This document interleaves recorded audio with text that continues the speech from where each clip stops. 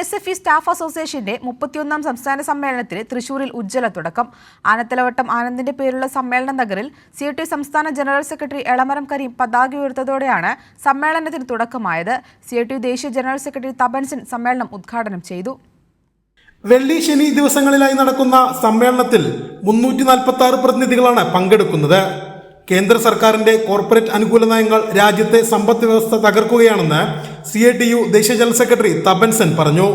എന്നാൽ നവലിബറൽ സാമ്പത്തിക നയങ്ങൾക്ക് ബദലാണ് കേരളം ഉയർത്തിപ്പിടിക്കുന്നതെന്നും അദ്ദേഹം കൂട്ടിച്ചേർത്തു. From the very economic model they are following, that I will earn profit but not creating value in the society. That even this is different from the classical capitalism.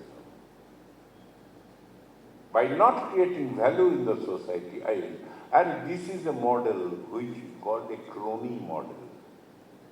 And this is reflected in the politics. KSFE staff association സംസ്ഥാന സമ്മേളനം ഉദ്ഘാടനം ചെയ്യുകയായിരുന്നു അദ്ദേഹം.